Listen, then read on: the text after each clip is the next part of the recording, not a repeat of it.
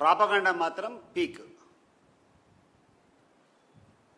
వీళ్ళు చేసేటువంటి పనికిమాలిన పనులకు, వీళ్ళు చేసేటువంటి అర్థం లేనటువంటి పనులకన్నిటికి కూడా ప్రాపగండా క్రియేట్ చేసేదానికి పోటీపడి మరికొన్ని ఛానళ్ళు కానీ కొన్ని పత్రికలు కానీ తెగించి మరీ పనిచేస్తున్నాయి. లోకేష్ గారు 4 గంటల సమయంలో 4000 మంది బాధితుల యొక్క అర్జీలు తీసుకొని సమస్యలు పరిష్కారం చేశాడు అనేటువంటిది ప్రథమంగా ఈరోజు పత్రికల్లో వచ్చింది. నాకు అర్థం కావడంలో 4000 మందిని క్యూలో నిలబెట్టుకుని ఆ పేపర్ లాక్కుంటే కూడా 1000 మంది కంటే ఎక్కువ లాక్కోలేం. ఇండివిజువల్ సమస్యలు పక్కన పెట్టండి. అధికారం రాకముందు మీరు చెప్పినటువంటి హామీలు, మీరు అమలు చేసినటువంటి విధానము, మీ సమాధానం ఏంది అని చెప్పి నేను అడుగుతున్నా. ఈ రాష్ట్రంలో జగన్మోహన్ రెడ్డి గారు ముఖ్యమంత్రిగా ఉన్నటువంటి సమయంలో ఆయన దిగిపోయేటువంటి కాలానికి 66 లక్షల మందికి 66 లక్షల చిల్లర పైచిలుకు పెన్షన్లు వచ్చేటివి.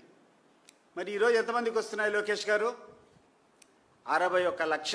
ఈ నెల తీస్తే 61 లక్ష అంటే 5 లక్షల మంది తగ్గిపోయినారు. వాస్తవంగా 60 సంవత్సరాలు నిండినటువంటి వాళ్ళకందరికీ నువ్వు పెన్షన్లు ఇస్తే ఈ రోజుకి దాదాపు 72-73 లక్షల పైన పెన్షన్స్ ఇవ్వాల్సినటువంటి పరిస్థితి ఉంటే గడిచిన 1.5 సంవత్సరం నుంచి ఒక కొత్త పెన్షన్ కూడా నువ్వు ఇవ్వలేదు. నువ్వు ఆ రోజు చెప్పినటువంటి మాట, నువ్వు మీ దత్తపుత్రుడు మీ తండ్రి మీరందరూ కూర్చొని ఇచ్చినటువంటి మాట ఏంది? బీసీలు, మైనారిటీలు, ఎస్సీలు, ఎస్టీలు వీళ్ళకందరికీ కూడా 50 సంవత్సరాలు దాటితే పెన్షన్ ఇస్తామని చెప్పారు. 50 సంవత్సరాలు వదిలిపెట్టు, 60 సంవత్సరాలు పూర్తయిన వాళ్ళకే గడిచిన 2 సంవత్సరాల నుంచి ఒక్క పెన్షన్ అన్నా ఇచ్చినావా? జగన్మోహన్ రెడ్డి గారు పదవి దిగిపోయేటప్పటికి 20 లక్షల మందికి పెన్షన్లు అదనంగా వచ్చినాయి.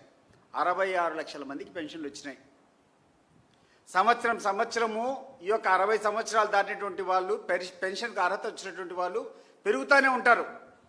కానీ మొట్టమొదటిసారి 1.5 సంవత్సరం కిందట 66 లక్షల మంది లబ్ధిదారులు ఉంటే ఈరోజు 61 లక్షకు పడిపోయిందంటే మీ చిత్తశుద్ధి దీన్ని బట్టి అర్థమవుతూ ఉంటుంది. పని చేయవయ్యా లోకేష్. ప్రచారం తర్వాత, ప్రాపగండా తర్వాత, ముందు పని చేయి.